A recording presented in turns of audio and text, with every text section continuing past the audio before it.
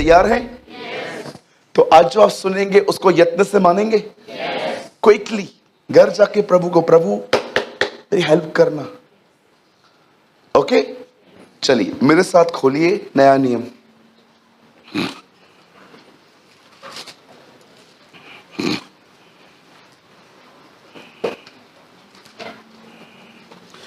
I am so sorry, नया नहीं, पुराना नियम।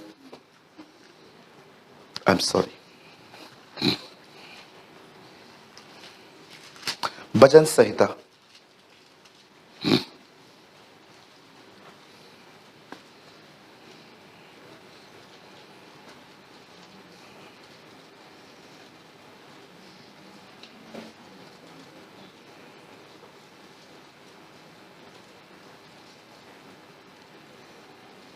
चौतीसवां अध्याय।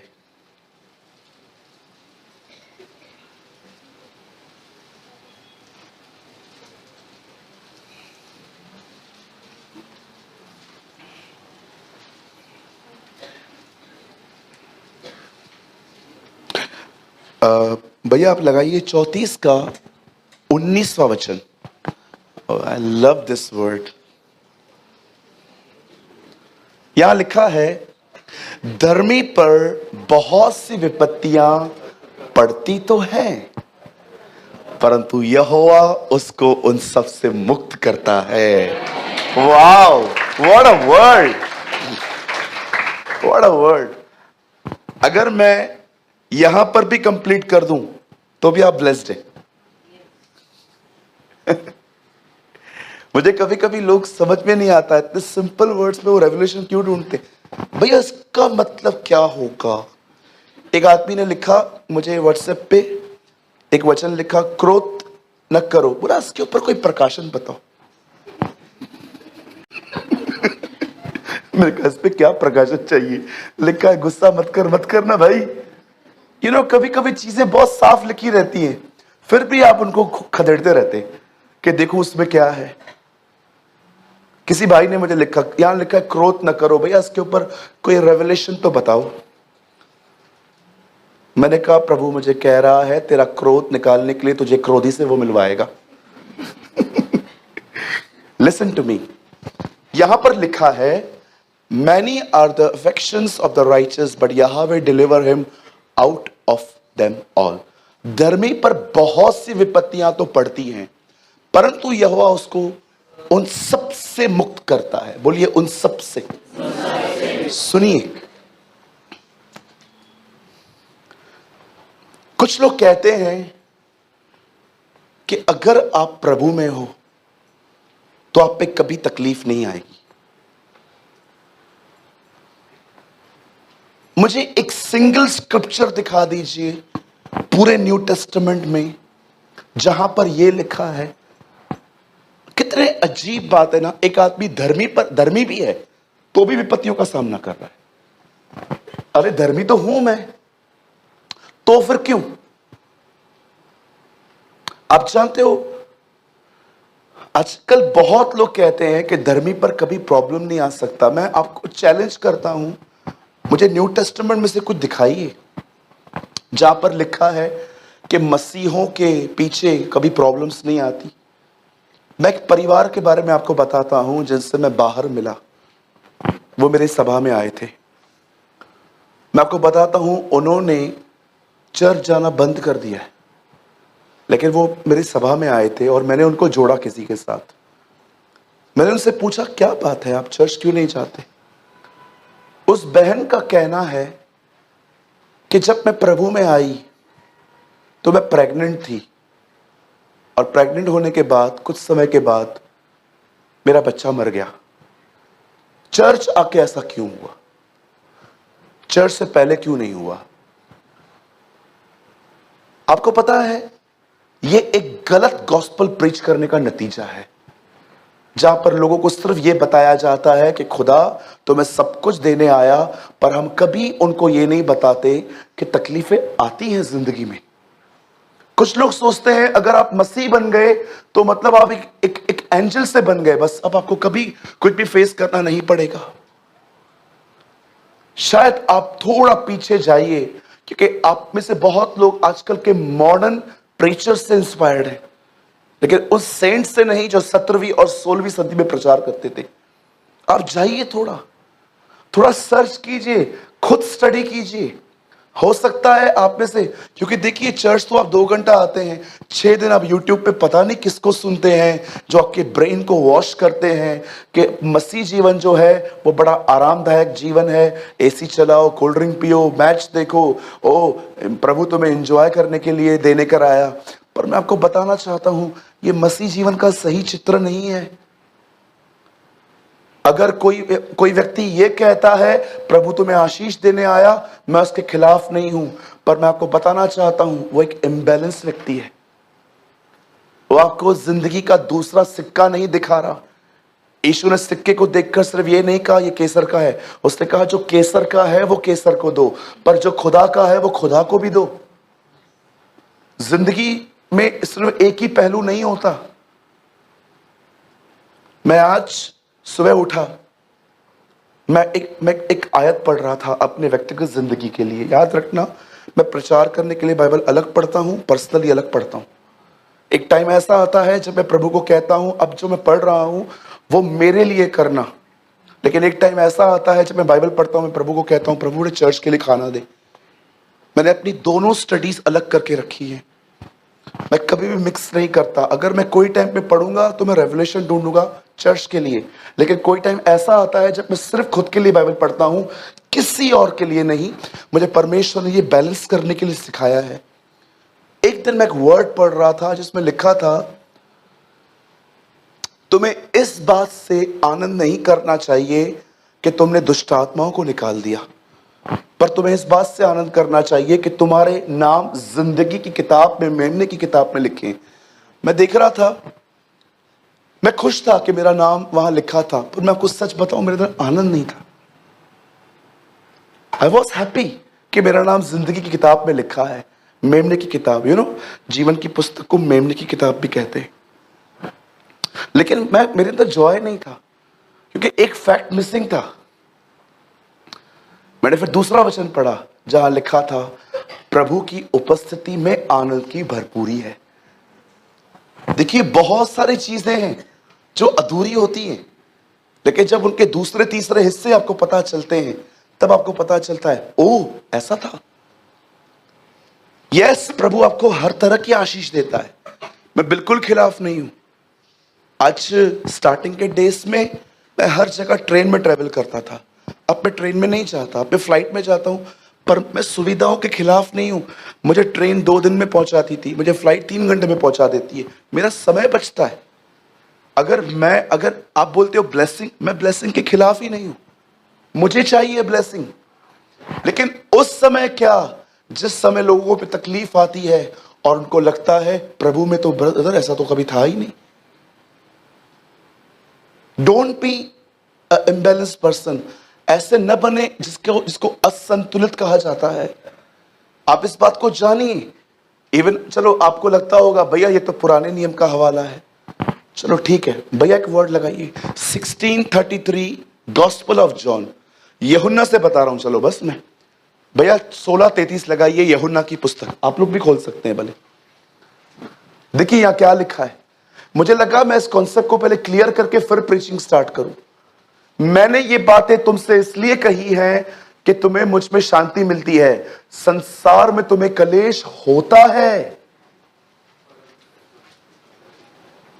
परंतु ढाढ़स बांधो मैंने। अब खुदा क्या कहता है, बस मैंने तुम्हें तकलीफों में छोड़ दिया? नो, कभी नहीं, नेवर। और इतनी भी याद रखिएगा, इधर देखिए, बहुत सी तकलीफें खुदा नहीं बेचता, वो आपके मूर्खता के नतीजे हैं। Trust me. आपने गाड़ी ठोक दी, सामने वाले ने चापड़ मारी और कलीसिया में कहते हो आके प्रभु मुझे तोड़ रहा है। बिल्कुल नहीं, व्यक्ति ने तोड़ा है तुझे। ऐसे प्रभु तोड़ता है तुम्हें? आप इतनी बड़ी हील पहन के आओगे चर्च में, गिर गए, टांग मुड़ गई, प्रभु तोड़ रहा है। हाँ, एक पास्टर ने एक बहन को कहा चर्च में गवाही दो। वो बहन शर्माने लगी, मैं गवाही नहीं दे सकती, मैं बड़ी सुशील हूं, हम गुंडे हैं जैसे, मैं बड़ी कोमल हूं, मैं बोलती भी नहीं। पास्टर को लगा चलो सच्ची में ये ज्यादा बोलती नहीं। एक दिन पास्टर साहब उसके घर से गुजर रहे थे। ओ जो पति को गालियां दे रही थी, ऐसी ऐसी गालियां जो पास्टर ने कभी नहीं सुनी थी। पास्टर उनके घर गया, उससे बोला सुशील औरत बाहर तो आ, गवाही नहीं दे रही थी। नहीं पास्टर एक्चुअली मेरे मन में कुछ भी नहीं है, मेरे मन में कुछ भी नहीं है, मैं ऐसे बोलती जरूर हूं, मैं बाहर से ऐसी हूं। पास्टर ने बोला तू बाहर से ऐसी है, तू अंदर से कैसी होगी? यू नो कभी कभी लोग है ना बड़े डिफरेंट फॉर्म में जिंदगी जीते हैं। Very decent in church. सबसे पहले इस कॉन्सेप्ट में क्लियर हो जाओ, खुदा के कलाम में कहां नहीं लिखा है कि एक क्रिश्चियन पर, एक मसीह व्यक्ति पर प्रॉब्लम्स नहीं आती हैं। बाइबल बताती है आती है, लेकिन यहां फुल स्टॉप नहीं है। वहां पर भी लिखा है वो तुम्हें छुड़ाता है, यहां पर भी लिखा है यीशु तुम्हें शांति देता है। आमीन। आइए हम स्टार्ट करेंगे, अभी स्टार्ट नहीं हुआ है, और 2 मिनट चाहिए फिर हम प्रीचिंग स्टार्ट करेंगे। बहुत सारी तकलीफें आप पे खुदा नहीं बेचता। बोलो मैं ले आता हूं। हाँ, आप एक काम करो, यहां से जाओगे ना, आइसक्रीम लो 1 किलो। कितना? देखा है? उनको बोलो फैमिली पैक दो, वो आपको देंगे। पहले पूछेंगे फैमिली है कि नहीं you know? उनको बोलो फैमिली पैक दो, इतना बड़ा पैक देंगे। ठीक है, खाना स्टार्ट करो। अगले दिन आपका नोस या तो आपका गला गया, क्या बोलोगे? प्रभु मुझे तोड़ रहा है। प्रभु बोलेगा मैं कुछ किया भी नहीं। यू नो बहुत लोग हैं ना अपनी मूर्खताओं के कारण फंसते हैं। मैसेज टाइप करोगे, किसी से बात कर रहे हो, किसी और के पास चला गया, उसके पति ने पढ़ लिया, आपको कॉल किया, कौन है तू? मेरी बीवी को। Sir sir sir sir sir सुनिए, सर सर सुनिए सही, सर सुनिए, तू है कौन? अब वो आपको धोएगा। क्या बोलोगे? खुदा ने तोड़ा, परमेश्वर तोड़ रहा है तुम। जानते हो परमेश्वर जब तोड़ता है तो क्या तोड़ता है? तुम्हारी पुरानी समझ। कभी सिखाऊंगा मैं आपको। जब परमेश्वर तोड़ता है तो कैसे ब्रेक करता है। अरे उसका तोड़ना मजा आ जाएगा आपको। आप बोलोगे रोज मार मुझे। उसकी मार इतनी प्यारी है क्योंकि लिखा है जब वो मारता है तो वो जिलाता भी है। शैतान सिर्फ आपको मारेगा, याद रखना, पर खुदा जब मारेगा वो जिलाएगा भी। Devil will only breaks you, वो सिर्फ आपको मारेगा, वो आपको सिर्फ तोड़ेगा, वो आपको अधमरा छोड़ देगा। लेकिन याद रखना जब परमेश्वर आपको मारे, पौल कहता है यदि हम उसके साथ मर गए हैं तो हम उसके साथ जिएंगे भी। ओ जब उसकी मार होती है ना, प्यार भरी मार होती है, आपको इतना मजा आएगा, आप ना आपके अंदर खुशी के आंसू बहेंगे उसके व्यवहार को देखकर कि कितना पुत्र की तरह व्यवहार किया है उसने मुझसे। मुझे इन चीजों को सिखाने के लिए ना 2-2, 3-3 घंटे चाहिए, क्योंकि ये ऐसे कॉन्सेप्ट हैं जो मैं टच करके छोड़ देता हूं। लेकिन ट्रस्ट में जब परमेश्वर आपको तोड़ता है ना, उस तोड़ने में भी आनंद होता है। आपको वो ऐसा नहीं छोड़ देगा जिसे आजकल लोग दिखते हैं, ओ मेरे को खुदा तोड़ रहा है ये वो। सो सॉरी सर, ये खुदा नहीं है। मानवीय कामों को खुदा का काम कहना बंद कर दे। There is a difference between good and godly. अब चलो स्टार्ट करते हैं। खुदा अगर देखता है हम पर प्रॉब्लम्स आती हैं, देखो हमें क्या करना चाहिए उस समय। आप जानते हो कलाम पाक कहता है विपत्तियों को आते यहोशापात देखकर डर गया था। क्यों डरा वो? उसके डरने का एक कारण था, वो इज़राइल का नहीं, वो यहूदा का राजा था। आप सभी जानते होंगे परमेश्वर ने 12 ट्राइब्स को कनान में रखा था, पर आपको पता है एक ट्राइब अलग रहता था। आप हमेशा पढ़ोगे यहोशापात, और उन दिनों में एक राजा सिर्फ एक ट्राइब का था, बाकी सारे 11 गोत्र अलग राजा के हाथ में थे। 12 गोत्र, गोत्र क्या होता है मैं आपको बताता हूं, ग्रुप्स। 12 ग्रुप्स थे इजराइल के अंदर रहने वाले, लेकिन एक जो ग्रुप था वो अलग रहता था, जिसका नाम था यहूदा। आप पढ़ सकते हैं उन दिनों में आहाब इजराइल का राजा था और यहोशापात यहूदा का राजा था। कितने लोग होंगे यहूदा में? 1/3 भी नहीं है। कितने थोड़े से लोग होंगे उसके पास। जब यहोशापात को पता चला कि 3 देश के लोग उसे मारने के लिए आ रहे हैं, वो डर गया। जानते हो वो क्यों डर गया? क्योंकि वो बहुत थोड़े थे और उसे पता था कि मुझ अकेले से लड़ने के लिए 3 नेशंस आ रही हैं। जरा आप सोचिए, अगर हम न्यूज में भी सुन ले कि 3 देश हमारे खिलाफ हैं, अब हम डर जाते कि पता नहीं कब वॉर न लग जाए हमारी। बीच में भी आपने देखा था हमारी थोड़ी सी वॉर चल रही थी चाइना की। प्रभु मेरा गवाह है, मैंने दुआ करी थी, मैं प्रार्थना करता हूं। आपको पता है आपको यरूशलेम के लिए भी प्रार्थना करनी चाहिए। बाइबल बताती है यरूशलेम के लिए प्रार्थना करने वालों का भला होगा। आपको पता है एक यहूदी होने के नाते दानियल जो था वो हर दिन यरूशलेम की तरफ खिड़की खोलकर वो दुआ करता था, क्योंकि वो जानता था एक यहूदी को सदैव, आप हमेशा याद रखना, उनका रिजेक्ट होना आपके उद्धार का कारण ठहरा है। लिखा है ना, उनका त्यागना तुम्हारे स्वीकार करने का कारण ठहरा है, लेकिन जब वो स्वीकार करेंगे ये तो मरे हुओं में से जी उठने के समान होगा। पौल कहता है कि वो मुर्दों में से जी उठेंगे उस दिन।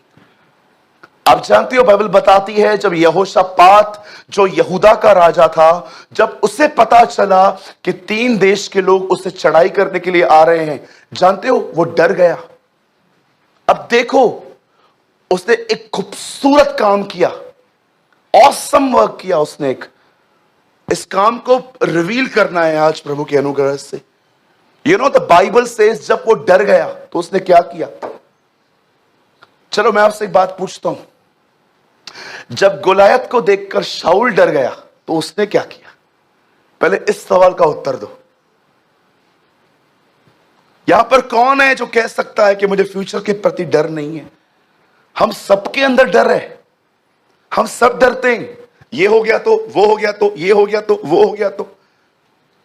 और डर कोई सिन नहीं है, याद रखना, डर कोई पाप नहीं है।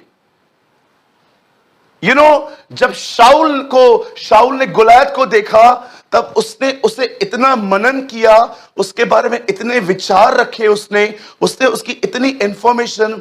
मुझे कभी कभी समझ में नहीं आता शत्रु की इंफॉर्मेशन आप लोग इतना क्यों रखते हो? ये तो आपको कमजोर कर देगी। अरे बाइबल बताती है मेरे लोग मेरा ज्ञान न रखने के कारण नाश होते हैं। उनको सब कुछ पता है लेकिन उनको मेरा ज्ञान नहीं है। यहां देखिए, तू व्यभिचार न कर, हत्या न कर, झूठी गवाही न दे, चोरी न कर, पड़ोसी की पत्नी को बुरी नजर से मत देख, कसम मत खा, ये मत कर, वो मत कर। ये प्रभु का वचन, ये प्रचार थोड़ी है, ये तो भले और बुरे का नॉलेज है। क्या कहती है बाइबल? तू भले और बुरे के ज्ञान के वृक्ष में से मत खाना। आप देखिए बहुतों को पवित्रता और पाप की पहचान है। जीसस किधर है? Where is Lord? मैं 2 घंटे एक मीटिंग में बैठा रहा, 15 आज्ञाएं प्रचार की एक पास्टर जी ने। व्यभिचार न करना, हत्या न करना, झूठ मत बोलना, झूठी गवाही मत देना, शपथ मत खाना, चिंता न करना। मुझे प्रभु ने कहा, देख रहा है इस व्यक्ति को? मैंने कहा हाँ प्रभु, ये भले और बुरे के ज्ञान के वृक्ष में से खिला रहा है। मैंने कहा प्रभु तू क्या बोलना चाहता है? वो वहां से प्रचार कर रहे थे, यहां पर बैठे बैठे मैं कुछ खुदा से सुन रहा था बैठ के। और मुझे प्रभु ने कहा तुझे पता है, तो अगर तू अपने कलीसिया में सिर्फ यही बताएगा क्या सही क्या गलत है, तेरी कलीसिया खत्म हो जाएगी। तो प्रभु अब क्या बोलना चाहते? मेरे लोगों को मेरा ज्ञान दे। मैं कौन हूं? तो प्रभु, क्या मैं लोगों को बुराई और पाप के बारे में न बताऊं? बिल्कुल बता, लेकिन उन्हें यह भी बता उनका छुड़ाने वाला कौन है, उनको आजाद करने वाला कौन है। ओ, अब मैं समझा, जीवन का वृक्ष खुदा खुद है। वो जीवन का वृक्ष है। ईश्वर ने कहा, जीवन मैं हूं, I am the bread of life. सिर्फ किसी को पापी बोलने से या पाप दिखाने से वो आजाद नहीं होता। जब उस राजा को पता चला कि 3 देश के लोग उसे मारने आ रहे हैं, वो डर गया। लेकिन जानते हो, जब शाऊल ने गुलायत को देखा था, वो भी डर गया था। जानते हो, डर रखने का नतीजा क्या आता है? अगर आपने कंटिन्यू डर रखा, उसका नतीजा क्या आएगा? आपका मन कच्चा हो जाएगा, आप हार जाओगे। डरना पाप नहीं है, डर में चलना पाप है। आप डर गए, ये प्रॉब्लम नहीं है। मैं हमेशा एग्जांपल देता हूं, अगर इस हॉल में सांप आ जाए और बिल्कुल बहनों के बीच में आ जाए, क्योंकि वो हमेशा हवा को बहकाने आता है, तो मैं आपसे पूछना चाहता हूं, कितनी बहनें हैं जैसे सांप आपके बाजू से गुजर रहा है और आप बैठी रहेंगी? आमीन, बोलिए बोलिए। अरे एक दिन चलती हुई सभा में इतना चूहा वहां आया था, सब उठ के खड़ चली गई। ये नंडड़ो इतरो हो, कुछ कर भी नहीं पाएगा वो आपको बेचारा। इतना सा चूहा आया था हमारे कलीसिया में, वो लास्ट लाइन में एक्चुअली इसके अंदर से निकला था, हमारे स्टेज के अंदर से निकल के किधर जा रहा था बेचारा, काम था उसको, वो किधर जा रहा था। तो ऐसे ही उससे सोचा बहनों से मिलता जाऊं। तो हाँ, ये बड़ा अनुग्रह रहा है प्रभु का हम पर कि वो यहां से नहीं निकला। वो भी देखता है कि परेशान कौन करता है अधिक। नहीं, हमारी बहनें बहुत अच्छी हैं, मैं यहाँ की बहनों की बात ही नहीं कर रहा हूं मैं। ओके, तो वहां से निकला। चूहा निकलने पर आपकी ऐसी हालत हो जाती है, जरा सोचो यहां से अजगर निकले तो। मैं आपको सच कहता हूं, आप कलीसिया बदल दोगे। आप बोलोगे इस कलीसिया में मत जाना, ये कलीसिया में अजगर है। तो अभी मुझे बताइए, या चलो यार एक बात सोचो, अगर हमारे कलीसिया में शेर आ जाए तो, वो बड़ा वाला, लाटो वाला, वो बड़ा जो शेर होता है, इसकी मुंडी इतनी और बाल इतने बड़े होते हैं, वो आ जाए और पीछे से आए, पीछे से, बिल्कुल पीछे से, क्या करेंगे आप? पिता, मैं धन्यवाद करता हूं यीशु मसीह के नाम से, प्रभु बड़े बड़े अनुग्रहकारी और दयालु परमेश्वर ऐसे आगे भेज। अरे डर स्वाभाविक है। मुझे आज भी याद है, मैंने एक न्यूज पढ़ी थी, एक बच्चा लिफ्ट में अटक गया, रोते रोते मर गया। वो सालों पहले की बात है, एनबीटी में आया था कि एक लड़का था जो लिफ्ट में अटक गया, लाइट बंद हो गई और ऐसी जगह पे अटका, उसकी कोई पुकार पहुंच ही नहीं रही थी। इतना डर गया वो बेचारा, मर गया, हार्ट फेल हो गया उसका। डर आना पाप नहीं होता, फियर आना इज नॉट अ सिन। अगर आप उसमें जितना चलोगे ना, वो आपको उतना डैमेज करता जाएगा। इसीलिए आप देखते रहोगे, कुछ लोग हैं ना, जब रिश्ते बनाने से भी डरते हैं।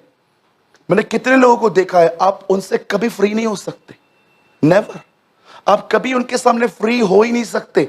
आप उनको हेलो बोलने आओगे, वो हेलो ही बोलने वाले, वो आपसे नहीं पूछेंगे हाउ आर यू। जानते हो क्यों? बिकॉज वो इनसिक्योर हैं।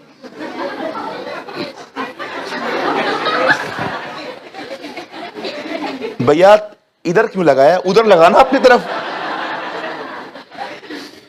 ये सच में दोनों है ना, तुम लोग मिलो आज, तुम लोग क्यों अंदर से मैं हाथ निकाल के कुछ निकालूंगा। ये सब उधर लगाने का, इधर नहीं, इधर जीसस का फोटो लगा। लिसन टू मी, यहां देखिए, डर आना प्रॉब्लम नहीं है। आप डर गए, स्वाभाविक है। कलाम पाक कहता है डर में चलो मत। शाऊल ने हर दिन, आपको पता है ना, हर दिन वो कैंप से निकलता था ऐसा, ये देखिए ये कैंप है और मैं गोलायत हूं, मैं हूं नहीं, ओके ये देखो मैं निकलता था। शाऊल रोज उसे देखता था, हर दिन उसको मेडिटेट करता था, मनन करता था। वो उसे हर दिन मनन करता था, सोच सोच के वो कमजोर व्यक्ति हो गया था। जितना आप डर में चलोगे उतना डर आपको डैमेज कर देगा। लेकिन यहोशापात उनमें से नहीं था। बाइबल बताती है जब यहोशापात डरा वो प्रभु की खोज में लगा। ही सीक द लॉर्ड। किस दिन मैं आपको बताऊंगा जो साथ है उसे कैसे खोजते हैं। और जानते हो जब वो खुदा के पास जाता है वो सबसे पहले प्रोक्लेम करता है आज सब फास्ट करेंगे। बाइबल का इतिहास रहा है योना के समय में जानवरों ने तक उपवास किया था।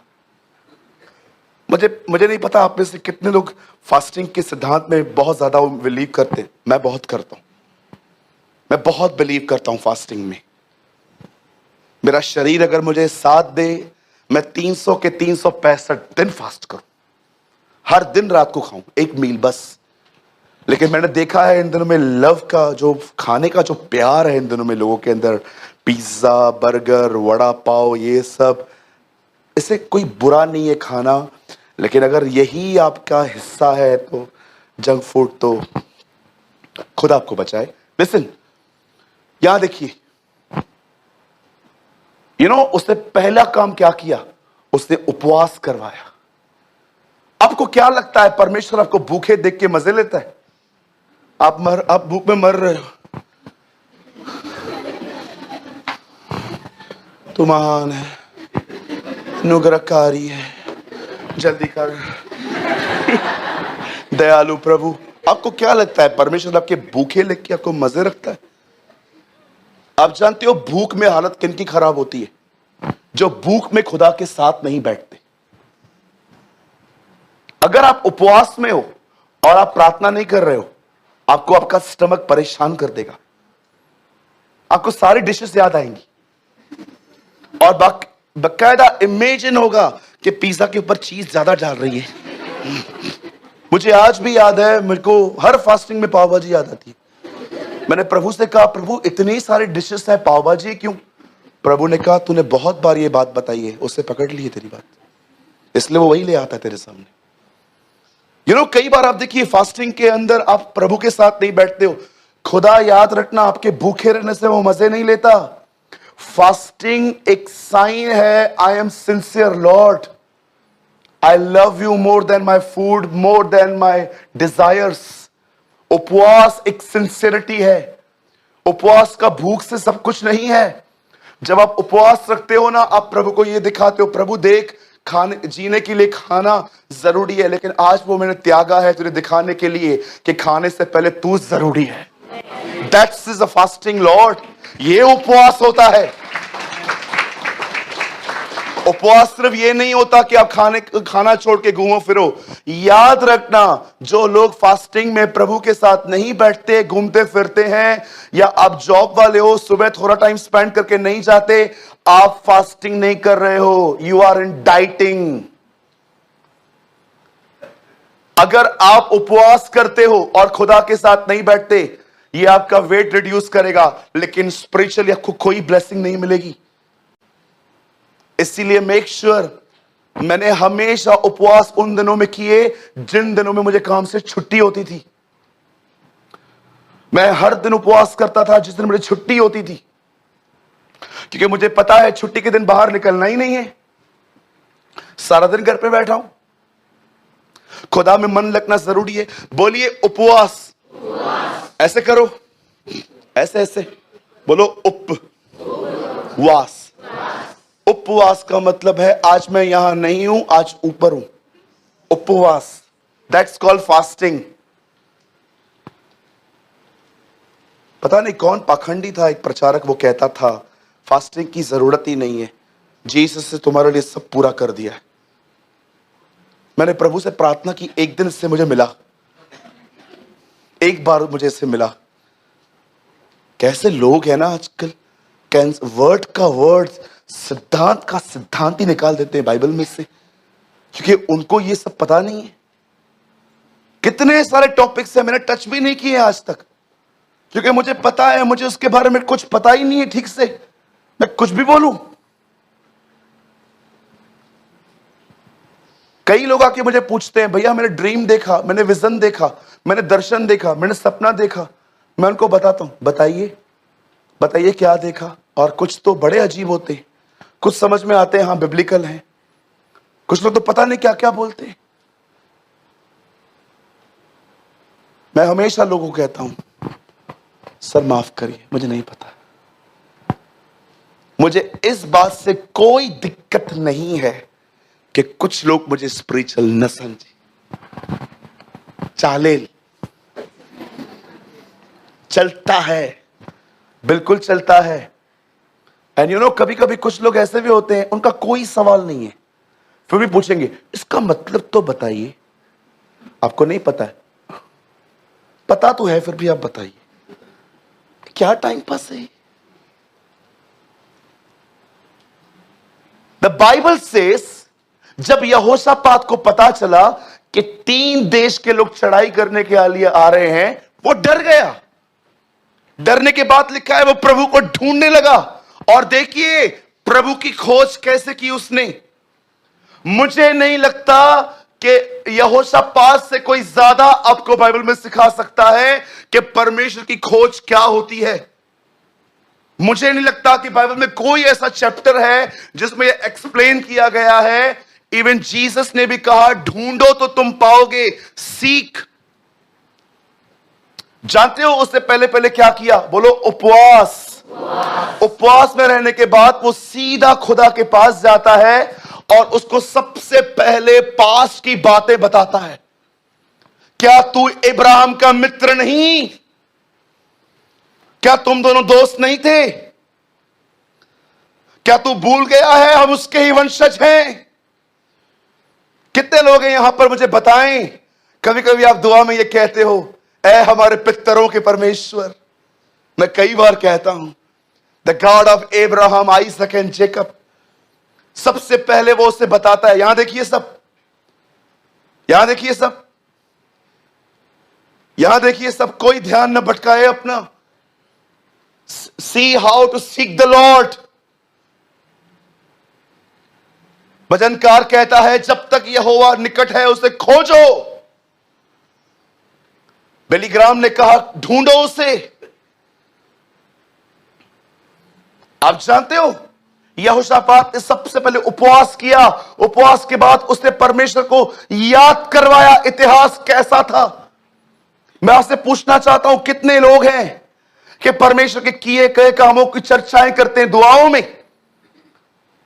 प्रेरितों के काम 2 अध्याय में जब पवित्र आत्मा उतरता है, जानते हो लोग क्या कहते हैं? क्या ये हमारी ही जाति में बात नहीं करता? क्या ये हमारी भाषा में बात नहीं कर रहे? क्या हम इनके मुंह से परमेश्वर के बड़े बड़े कामों की चर्चा नहीं सुनते? आप जानते हो कलाम पाक कहता है, जब पवित्र आत्मा उतरा तब प्रेरितों ने, चेलों ने उसके कामों का प्रचार किया। दाऊद बार बार कहता है, मैं तेरे कामों का वर्णन करूंगा। कितने लोग हैं मुझे बताइए, जब आप दुआओं में रहते हैं, आप एक अच्छी लंबी दुआ करना चाहते हैं, खुदा के साथ समय बिताना चाहते हैं, कितने लोग हैं जो उससे कहते हैं, तू वही सारा का खुदा है जिसने उसको बेटा दिया, तू वही इसहाक का खुदा है जिसने उसको बंजर जमीन में जोता बोया, तू वही है जिसने मूसा के द्वारा लाल समुद्र 2 भाग कर दिए, तू वही है जिसने दानियल को सिंहों की मांस से निकाला, तू वही है जो शद्रक मेशक की आग में उतरा, तू वही है जिसने एलिया के कहने पे आग बरसाई, तू वही है धार्मिकता का सूर्य जिसकी किरणों से इस्राएल चंगी हुई है। I praise the Lord always like this. क्या तू इब्राहिम का मित्र नहीं? क्या तू वही नहीं जिसने हमें, हमारे बाप दादाओं को वहां से बाहर निकाला? वो पास बोलने के बाद खुदा से कहता है, अब देख ये लोग हमें फिर से मारने आ रहे हैं। उसके बाद वो अपना जिक्र करता है। वो कहता है न हमारे पास मैसेज ट्रांसलेशन में लिखा गया है न मुझे इनसे लड़ने की बुद्धि है न ताकत है। हिंदी में लिखा गया है हमें तो कुछ सूझता नहीं, हमें तो पता ही नहीं चलता। जानते हो सारी सिचुएशन बताने के बाद यहोशापात उसे क्या कहता है? लास्ट में वो कहता है तू देख रहा है हम कहां खड़े हैं? हैकल में खड़ा था वो, परमेश्वर के मंदिर के साथ प्रभु की वाचाएं बंधी थी। बोलता है देख ये वही जगह है जहां से आज से बहुत साल पहले सुलेमान तुझे कह के गया था कि जो दुआएं यहां से की जाए उन पे कान लगाना। देख हम वहीं खड़े हैं, हम तेरी प्रतिज्ञाओं पर खड़े हैं। हम तेरे प्रतिज्ञाओं पे, हम अपनी प्रतिज्ञाओं पे नहीं खड़े हैं। See how he seek the Lord. परमेश्वर को देखो वो कैसे खोज रहा है अलग अलग तरीकों से, प्रतिज्ञाओं को लेके, पास की बातों को लेके, हर बात को लेके वो उसे खोज रहा था। और लास्ट में वो कहता है सुन अब हमारी ये दिशा है, हम तो नहीं लड़ सकते। कितनी बड़ी बात है। एक शारीरिक व्यक्ति को हम कहें कि हमें मारने आ रहा है कोई, तो वो वजीर ढूंढेगा, प्यादे ढूंढेगा, सैनिक ढूंढेगा, पर इसकी देखो लड़ाई की तैयारी इसकी कुछ अलग ही है। आपको क्या लगता है वो सिर्फ प्रभु को ढूंढ रहा है? यह एक आत्मिक व्यक्ति का तरीका है युद्ध लड़ने का। आज भी देखो बहुत लोग लड़ने वाले बैठे हैं इधर हमारे बीच में, बहुत लोग होंगे। कितने लोग इस तरह लड़ते हैं अपनी लड़ाइयां, मुझे बताइए। सब बोलने के बाद वो कहता है हमारे पास कोई बुद्धि भी नहीं है, ताकत भी नहीं है इन हालातों से लड़ने की। हम सिर्फ एक ही काम करेंगे, हमारी आंखें तेरी ओर लगी रहेंगी, हम तेरी ओर देखते रहेंगे। मेरे भाइयों मेरी बहनों, ये खुदा का कलाम है जो रविवार की इस सभा में आज सुबह इस वचन को सुनने आए हैं। खुदा आपको देखता है और आज आपको वो कह रहा है अपनी दृष्टि मुझ पे लगाना सीख। क्या रिजल्ट आया इस लड़ाई का? जानते हो उन दिनों में कोई नबी नहीं था इस्राएल में। सदैव परमेश्वर नबियों के मुंह से ही बात करता था, लेकिन जब परमेश्वर ने देखा कि कोई नबी नहीं है, एक लड़का खड़ा था वहां पर, यंग लड़का यहीजेल, उसके ऊपर पवित्र आत्मा उतरता है और वो खड़े होकर कहता है हे यरूशलेम, हे यहूदा। आप पढ़ के देखो वहां इज़राइल का नाम तक नहीं है, क्योंकि इज़राइल के ऊपर प्रॉब्लम आई ही नहीं थी। ये प्रॉब्लम यहूदा पे आई थी, छोटा नेशन था वो। हे यरूशलेम, हे यहूदा, हे राजा यहोशापात, तुम सब ध्यान दो। प्रभु यों कहता है उस बड़ी भीड़ से मत डरो और कल उनका सामना करने को चले जाना। सीर की तौर तुम वहां पर चले जाना। इस लड़ाई में तुम्हें लड़ना न पड़ेगा, यहोवा आप तुम्हारे लिए लड़ेगा। God will fight for you. लेकिन तुम्हें एक काम करना पड़ेगा। अब उसके एक तरीके हैं। जब नेक्स्ट डे यहोशापात लड़ाई के लिए निकलता है, मैं होता ना एक शारीरिक व्यक्ति, मैं पहली रो में लोगों को कहता बाले लेके आगे बढ़ो, दूसरे में कहता तलवारें लेके आगे बढ़ो, और तीसरे ग्रुप में मैं रहता। यहोशापात जानता था खुदा इस तरह नहीं लड़ेगा।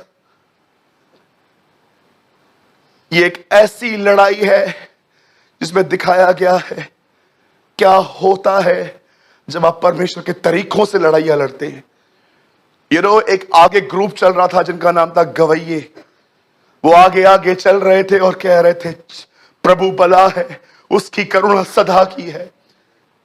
God is good and his mercy endures forever. वो गाते जा रहे थे, गाते जा रहे थे, गाते जा रहे थे, आगे बढ़ते जा रहे थे। एक ऐसा ग्रुप जो तलवार नहीं, हाथ पे तालियां बजा बजा के आगे बढ़ रहा। उनके हाथ में कुछ नहीं था, कोई तलवारें नहीं थी। मैं ऐसे इमेजिन कर रहा था उस दिन वो कैसे बड़े होंगे आगे। जानते हो कैसे बढ़ रहे थे? उनके हाथ में से तलवारें नहीं थी, ऐसे उठा के मुझे ऐसा लग रहा था यस थैंक यू ब्रदर। वो ऐसे बढ़ रहे थे, यहोवा भला है, उसकी करुणा सदा की है। सिलास और पौलुस भी सिलास और पौलुस भी ऐसे ही गा रहे थे जेल में, प्रभु भला होगा। वो भी अपने इंस्ट्रूमेंट, वो इस तरह आगे बढ़ रहे थे। जानते हो स्तुति क्यों की जाती है? जब वो कुछ कह रहे थे, वो अपने खुदा को आगे रख रहे थे। प्रभु इब्राहिम को कहता है, मैं तेरी डाल हूं, डाल, मैं इस तरह तेरी डाल हूं। इससे पहले कि एक पत्थर तुझे लगे, उससे पहले वो मुझे लगेगा। मैं तेरी डाल हूं। जब वो वहां पर लड़ने के लिए गए और अपने दुश्मनों को देखा, एक ऐसी लड़ाई थी ये जिसमें यहूदा अमीर बना।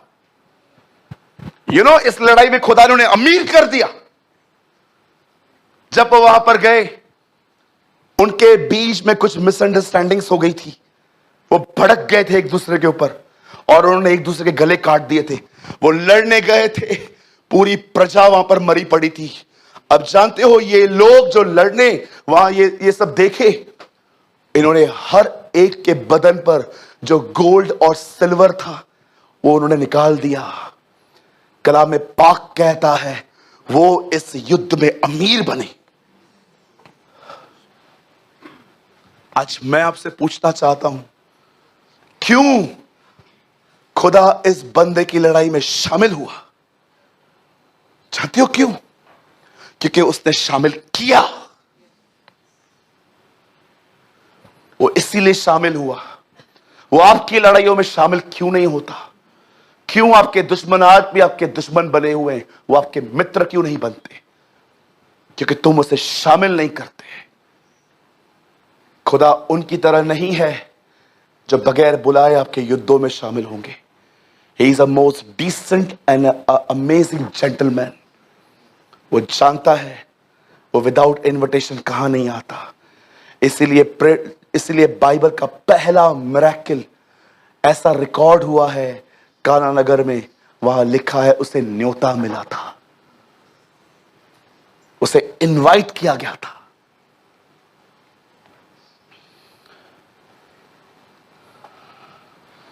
लूट लेके आ गए वो लोग वहां से। जानते हो, इस तरह परमेश्वर को ढूंढा जाता है। कैसे उसने उसको पास्ट याद करवाया, प्रेजेंट दिखाया, भविष्य के प्रति उसको प्रतिज्ञा बताई उसने। कितने लोग हैं मुझे बताइए आपको प्रतिज्ञाएं याद भी है? हाँ, यहूदी यीशु का इनकार कर रहे थे। पौलुस जानते हो उनको उनके आराधनालयों में क्या प्रचार करता था? आपको पता है? जिन लोगों ने यीशु मसीह को रिजेक्ट कर दिया था, पौल जब उनसे मिलता था, जानते हो उनको क्या बोलता था? ये वही तुम्हारा प्रतिज्ञा किया हुआ मसीह है। पढ़ के देखिए प्रेरितों के काम। He is your promise Messiah. ये वही है जिसकी प्रतिज्ञा की गई थी। आपने नोटिस किया, 4000 साल तक यहोवा परमेश्वर प्रतिज्ञा कर रहे थे बेटा आएगा। जब बेटा आया तो प्रतिज्ञाएं कर रहा था पवित्र आत्मा आएगा, और जब पवित्र आत्मा आया तो वही पवित्र आत्मा आज प्रतिज्ञा कर रहा है कि तुम उसे बहुत जल्द बादलों पे देखोगे।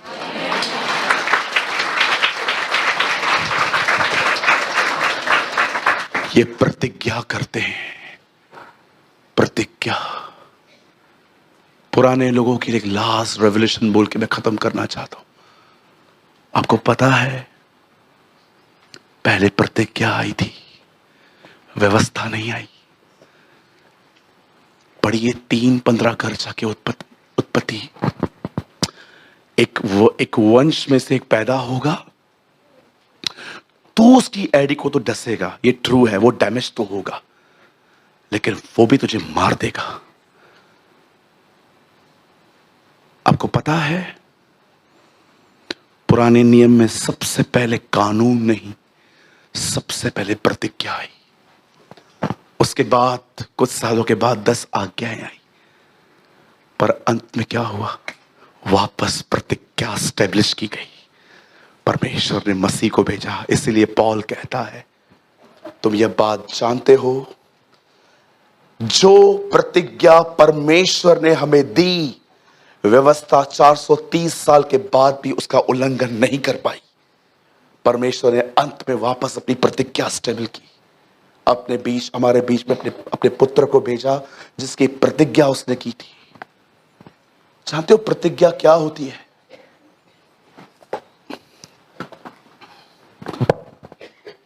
आप बहनों को बच्चा नहीं होता, आप खुदा के सामने जाके कहते हो, तेरे कलाम में लिखा है हन्ना बाँचती, तेरे कलाम में लिखा है कि सारा बाँचती, तेरे कलाम में लिखा है कि रिबेका बाँचती, तूने सबकी कोख खोली, मैं भी तेरी बेटी हूं। इसे कहते हैं प्रतिज्ञा। आपको फाइनेंशियल प्रॉब्लम है, आप खुदा के कलाम को कहते हैं, तेरे कलाम में लिखा है तू मेरी सारी जरूरतों को पूरा करेगा, तेरे कलाम में लिखा है तू मेरी सारी आवश्यकताओं को पूरी करेगा, मेरे लिए पूरी कर।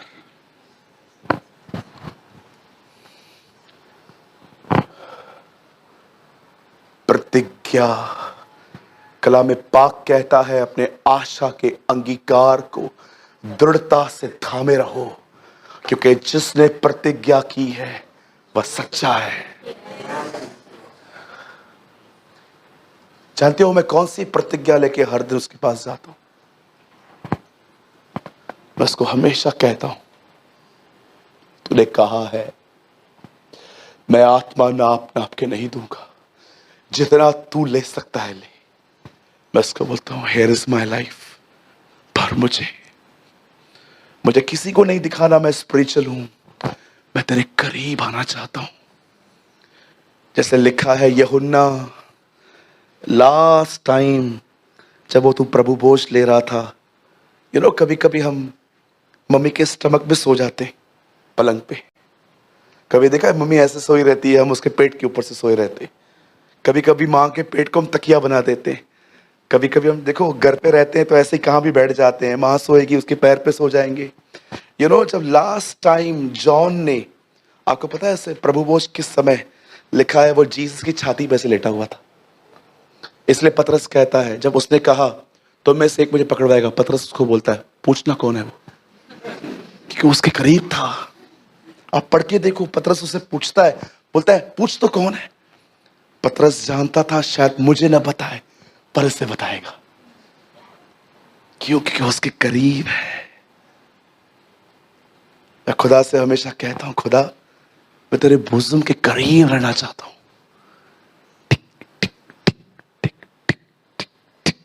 वो धड़कन सुनना चाहता हूं, उद्धारकर्ता की धड़कन। मुझे अपने करीब आने दे।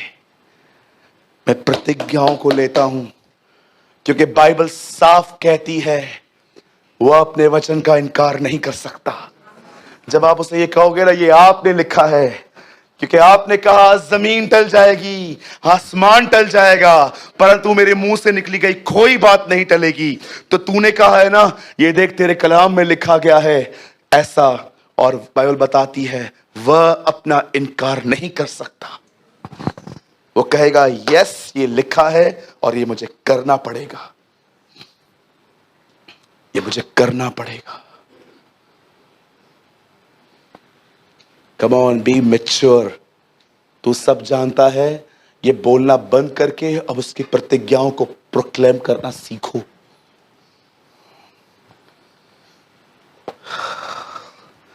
और यहोशापात जीत गया। अलग अजीब ही तरीके हैं उसके लड़ने के, जंग अपनी वो खुद ही लड़े। आमीन। कितने लोग विश्वास करते हैं कि आने वाले दिनों में वो हमारे युद्ध को लड़ेगा, वो हमारे हालातों को लड़ेगा। यस